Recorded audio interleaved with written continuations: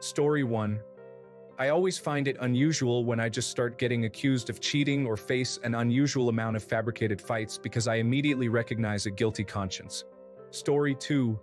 Look out for over-explanation of simple things. When the dinner with her friend comes with a TV script attached to it, you know something is up. I suppose this is more relevant for ongoing cheating, but still applicable, I guess.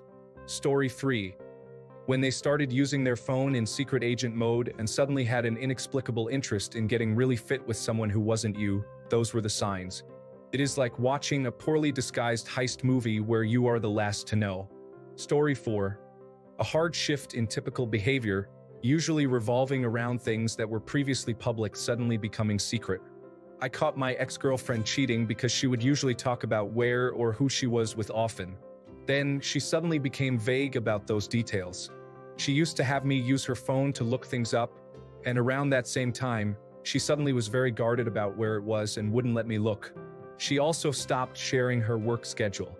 She got caught because she said she would be working a double, and I had already suspected some shenanigans. So when I casually walked into her work and not call her cell directly to ask her something, they said she wasn't there.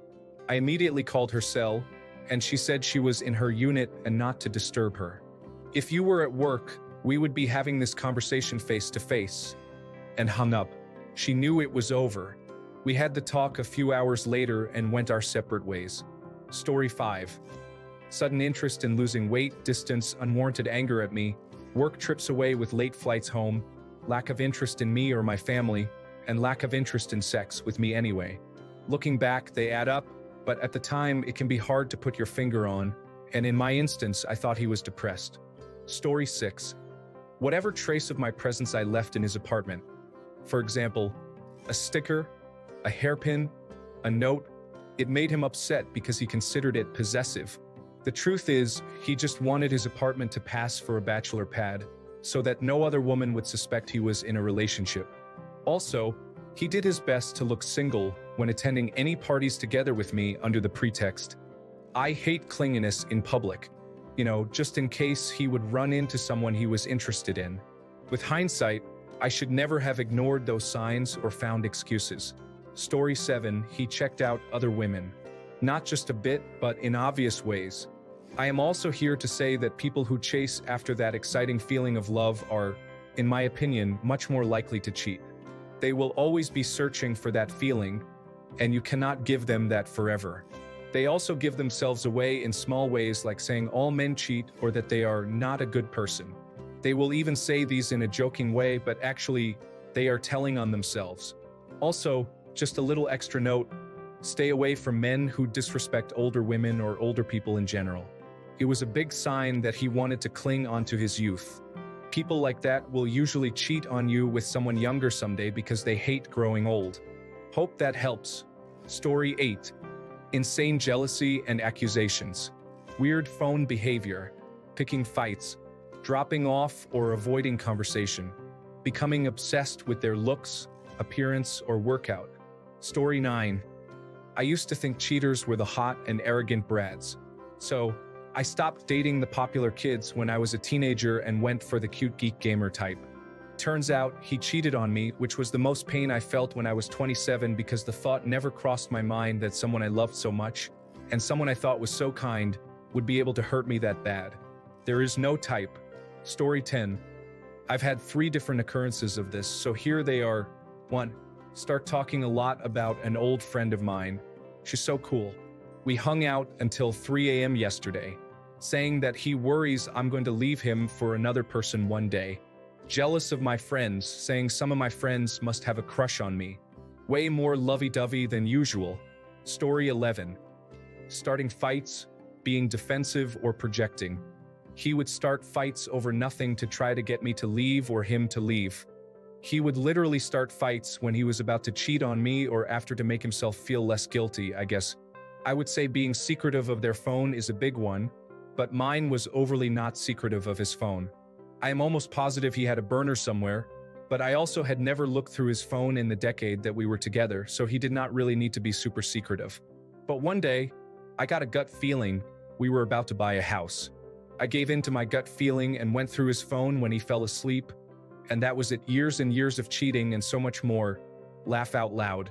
So gut instinct is the biggest one for me. It may not be an early sign, but it is a sign you should not ignore. I was suppressing my gut instincts for so long because of trauma that I assumed I was just overreacting or had anxiety. But no, I wish I had trusted it sooner. Story 12. Projecting. Many years back, I dated someone who was extremely jealous of other women.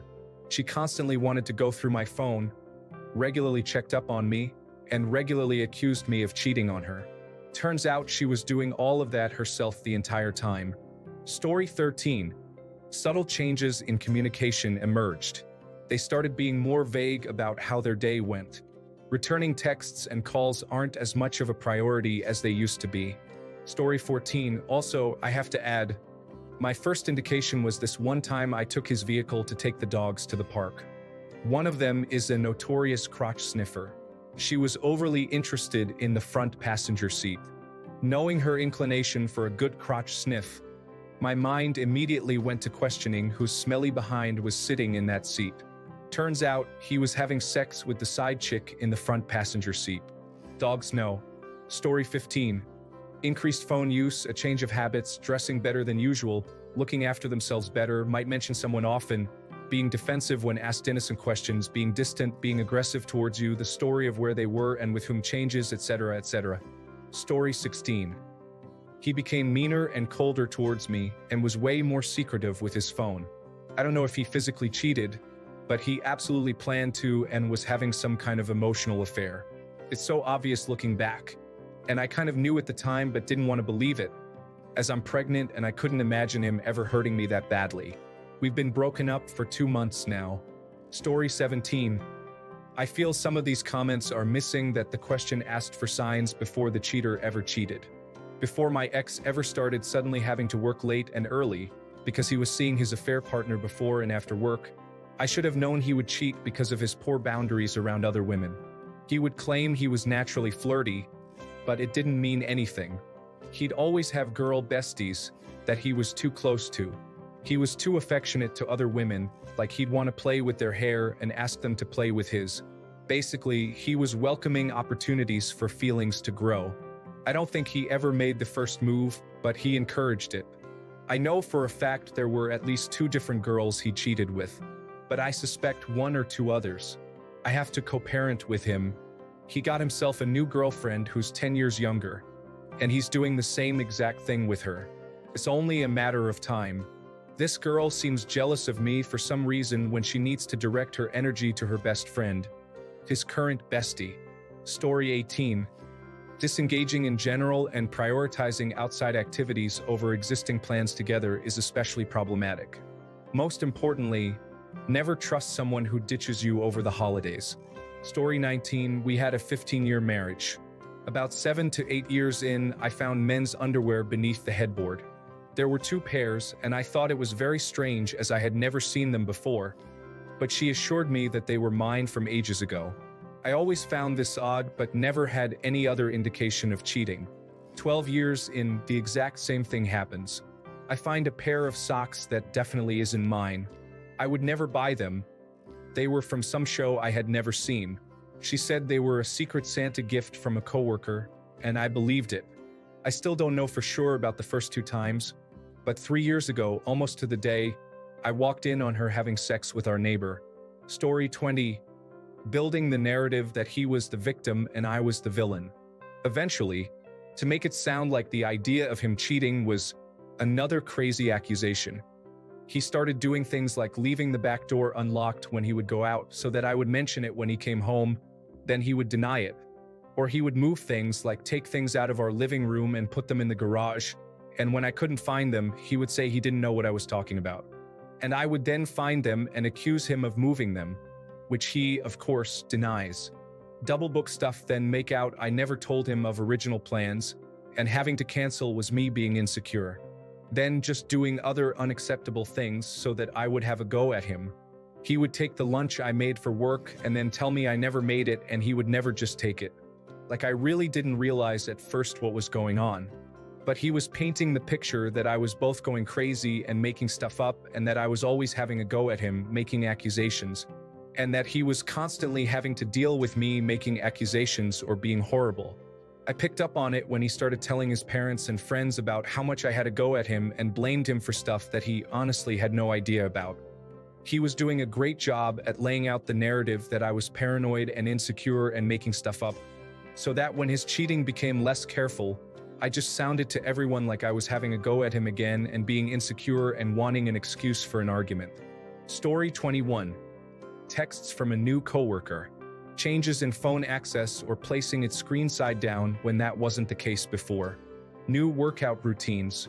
Joining a run club. Story 22. Trust your gut. But a big change can bring it out. A new job with new people can bring new behaviors that at first seem normal, because it's new. Talking about a person more, but then stopping talking about them altogether with no reason. Weird phone behavior is definitely a part of what made me see. Came home after a work thing pretty drunk, and I went through his phone and found the evidence I knew would be there. My gut told me, and I was right. Story 23. She had a particular outfit that I noticed she only wore when she anticipated being intimate within 20 minutes of our meeting. The outfit consisted of flip-flops, leggings, and a tank top, specifically. She never wore this combination if we were going out or if we had plans, only when she wished to remove her clothes quickly. At the time, I found it amusing and quite clever. I observed her wearing that outfit increasingly often when she was going out to spend time with friends or attending to personal matters. That, combined with her starting to create some distance, made me a bit suspicious. A few weeks after I began noticing these changes, her best friend called me to inform me that she was unfaithful. Story 24. I was very young and naive, and he was my first love. I eventually found solid proof of cheating multiple times, but there were some good warning signs. Disappearing at the end of the night or unreachable until the next morning. Secretive with phone and deleted all text messages. Kept me away from friends and family. Would not include me on guys' night out even though the other guys brought their girlfriends. Very reluctant to declare our relationship official. Avoided claiming me as his girlfriend. Story 25. He started being mean for no reason, and when we would go out drinking, he would ask why I was so nice to him. It was a weird combination of being mean for no reason and constantly telling me how nice and kind I was, and that he didn't deserve it. Then one day, while scrolling on someone's dog rescue page, I heard an older lady passively say, "If your dog starts snapping at you, somebody else is feeding it." It's like a light bulb went off and everything connected. Story 26. Coldness. Impatience. Staying late at work or going to meetings more frequently. Sharing stories about this person. Accidentally bumping into this person at social events. Then finally, maybe we should see other people too. Story 27. Women swooned over him regularly. I learned that there's an invisible open for business sign that some people wear. It's a vibe. Those with no intention of cheating keep that invisible sign turned off, and the opposite sex can tell. When I was married the first time, I kept that sign off and never had to fend off a man from hitting on me. When I was divorced and dating again, I turned my invisible sign on and never wanted for male attention. When I met my second husband, the sign went back off. It's all about the vibe you throw out there. Cheaters always have the sign on. Story 28. Multiple things. 1. Lack of effort and care. Do not communicate their feelings. Start withholding information. Always on the phone. Always keep bickering. Story 29. Started watching his diet, taking salads for lunch. He became very protective of his phone. He would go to bed early and was on the phone when I finally came in. He claimed he was playing Candy Crush. He became generally quiet, moody, and petulant. Story 30. It wasn't hard to figure out because my husband was a teacher, and so was his affair partner. 2 things. 1. His car was in the shop. I went to the school to pick him up and walk towards his classroom. It was almost Christmas, and his affair partner met me in the hallway to greet me and said she had a present for my son. I accepted but thought it was strange. My husband rolled over in bed, and I noticed that his phone was on, so I picked it up, and it went directly to the Facebook page of the woman I had met just days earlier.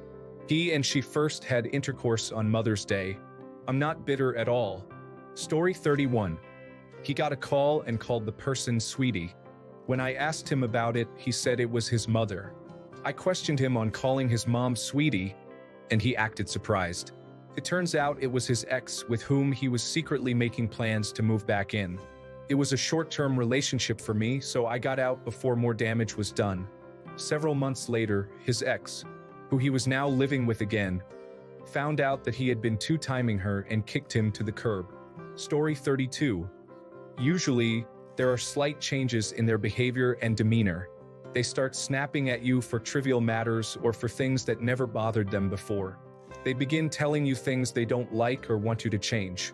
They become secretive with their phone, taking it to the bathroom with them, or adjusting notifications to be quieter or off. They leave the room to answer calls.